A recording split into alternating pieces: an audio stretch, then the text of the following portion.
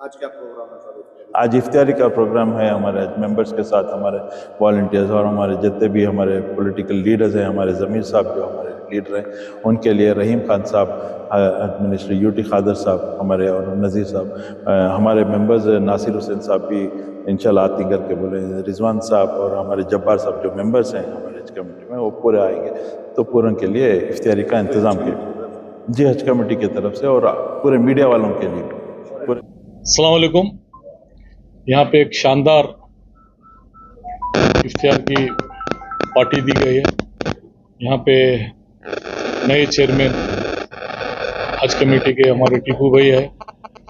तो हज हाउस में मैं सबसे पहले सभी को रमज़ान के महीने की मुबारकबाद भी देता हूँ और पूरी कमेटी को भी मुबारकबाद देता हूँ, और अल्लाह से दुआ हम सब मिलकर करें कि पूरे आलम में और हमारे देश में, कर्नाटक में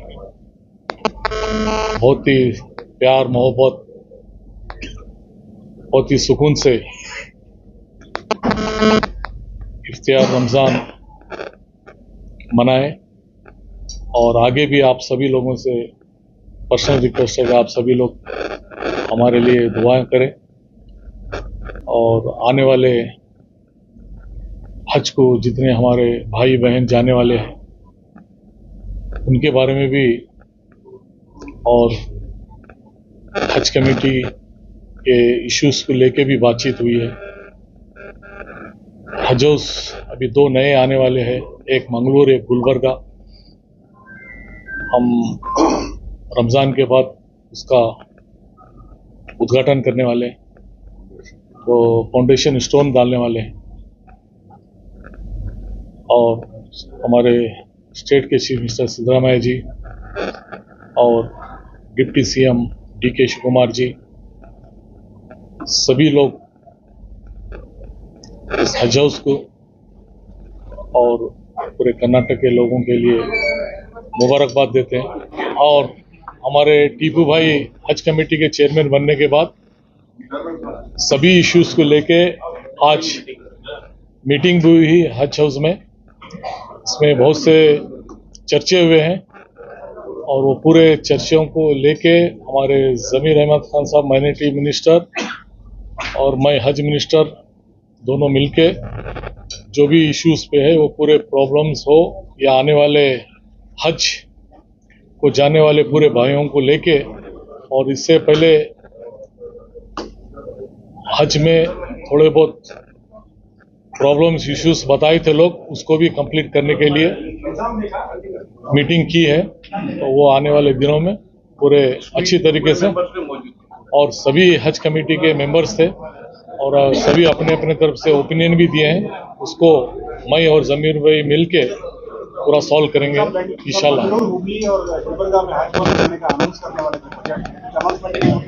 नहीं, वो सप्लीमेंट्री बजट में आएगा, ऑलरेडी उसके बारे में क्लियरेंस बोल के है, इंशाल्लाह होगा। हुबली का अभी नहीं, बट 2 तो क्लियर है। ये 2 कब तक क्लियर होंगे सर? 10 करोड़ रुपए दिए हैं हज कमेटी के लिए, तो क्या मुतमईन है आप बजट से? नहीं, हज को 10 करोड़ रुपए दिए हैं, और क्योंकि अभी स्टार्ट कर रहे तक उसका प्रपोजल रेडी होने तक फिर और 10 करोड़ हम ले सकते हैं, क्योंकि स्टार्टिंग में तो पहले 10 करोड़ दिए हैं। पहले उसका एस्टीमेट बनेगा, कितना एस्टीमेट बनेगा उतना मिलेगा जरूर। गुलबर्गा से जो है अली बाबा बोर्ड के चेयरमैन बने हैं, तो इस मौके पर क्या कहना चाह रहे हैं? नहीं, उनको भी मुबारकबाद देते हैं, हमारे एरिया से गुलबर्गा से हैं जी, हमारे पार्टी प्रेसिडेंट भी वहीं से है, मल्लिकार्जुन खड़गे साहब। तो कोई भी हो, हमारे भाई बने। शैतानिर्रजीम, बिस्मिल्लाहिर्रहमानिर्रहीम। आज हमारे कर्नाटका स्टेट हज कमेटी की फर्स्ट मीटिंग रमज़ान मुबारक महीने में शुरू करके हैं। अल्हम्दुलिल्लाह इसके अंदर बहुत सारे इश्यूज थे जो इत्तेफाकी राय से हमारे पूरे मेंबर्स के ओपिनियन के साथ बहुत सारे मसले के ऊपर बहुत सीरियस तरीके से हम लोग इसके ऊपर गौर किए हैं और इंशाल्लाह फ्यूचर में इम्प्लीमेंट करेंगे।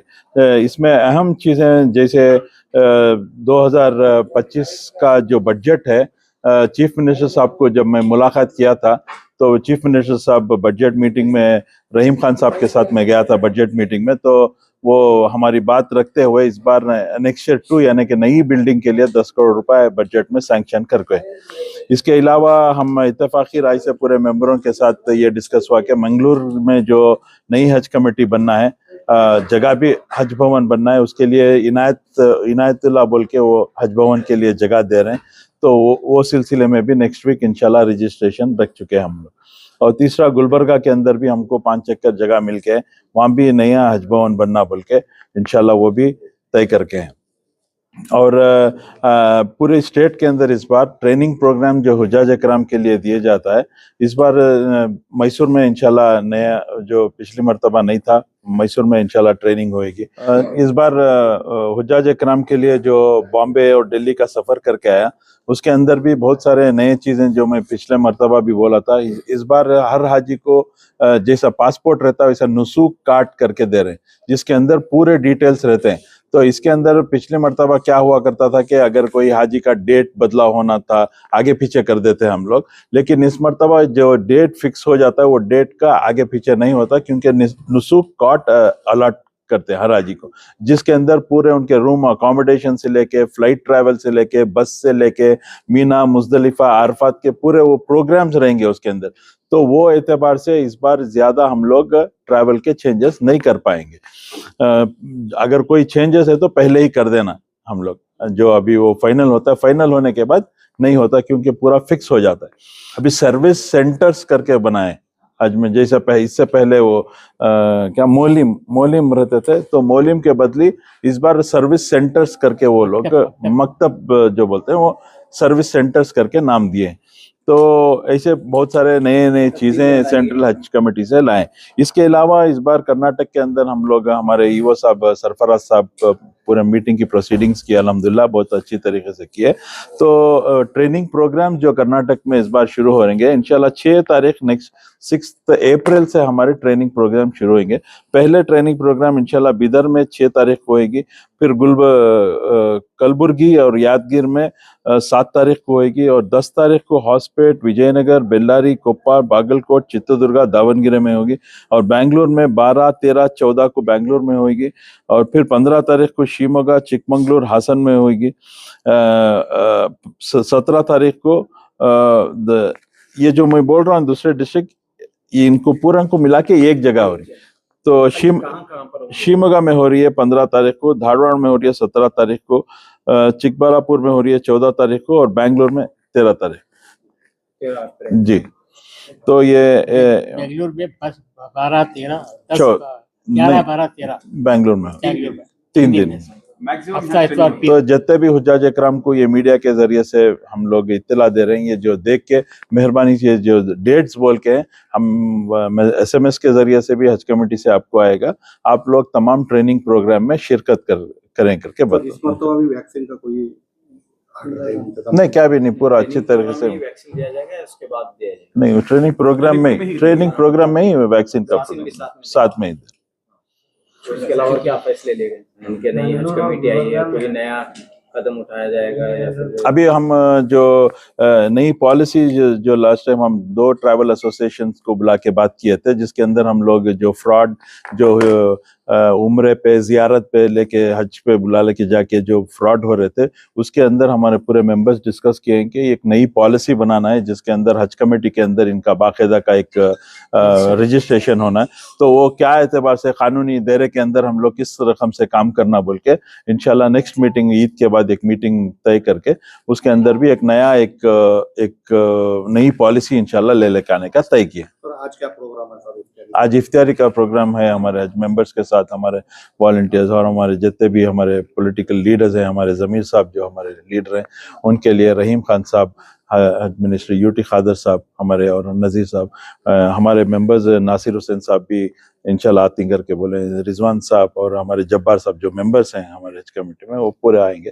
तो पूरन के लिए इफ्तारी का इंतजाम किया जी हज कमेटी की तरफ से, और पूरे मीडिया वालों के लिए पूरे इफ्तारी का इसी जगह पर बाजू में जो जगह है वहाँ एनेक्स बिल्डिंग बना। तो इसके बाद जो मसला था यानी कि अकोमोडेशन का, इस साल कैसा कुछ? इस साल इंशाल्लाह क्या भी इंतजाम के, पिछले मरतबा गए साल जैसे हम लोग मेंबर्स थे, हमारे मुजाहिद भी एक जिम्मेदारी लेके गए, हमारे मुजम्मिल काम किए, हमारे वासिल भी हमारे साथ किए, मेरे को भी युवा साहब एक जिम्मेदारी दिए थे।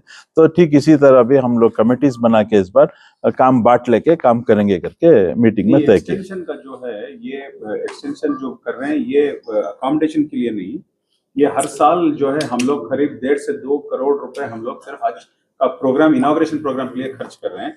तो उसी तरह का एक हॉल बनाएंगे जो उसमें हमको खर्चा नहीं कर, 10 करोड़ रुपए गवर्नमेंट हमको सैंक्शन किए हैं, और उसके ऊपर हम लोग क्या करेंगे 2 या 3 रूम्स बनाएंगे जो हाजी के रिश्तेदार हैं उन लोगों को रहने के लिए, और बाकी के टाइप का ट्रेनिंग प्रोग्राम वगैरह चलेगा। क्योंकि हम बाजी के जो कॉलेज में हम जो KNS पे जो हर साल कर रहे हैं, आगे चल के होगा नहीं पता नहीं, तो इसके लिए हम लोग जो है इसमें एक्सटेंशन में दोनों भी काम मुकम्मल करेंगे। एक तो एक्सटेंशन फौरी तौर पे वो काम शुरू हो जाएगा। तो कब तक बनेगा ऑडिटोरियम? वो काम तो शुरू हो जाएगा इंशाल्लाह। वो हम दोनों नए बिल्डिंग जो एनेक्चर 2 और वो साथ में इनॉग्रेशन करेंगे इंशाल्लाह। इसके बारे में इंक्वायरी होना था, ऐसा वो पूरा इंक्वायरी रिपोर्ट, पुलिस रिपोर्ट पूरी आ चुकी है। इट इज एक्सीडेंट करके पुलिस रिपोर्ट देके है। तो हमें जो KRDL जो हमारा पिछली मरतबा उनके कॉस्ट में बना के दे रहे हैं, उनके कॉस्ट में बना के दे रहे हैं, सिर्फ सिविल वर्क हम लोग को बेयर करना पड़ेगा हज कमेटी।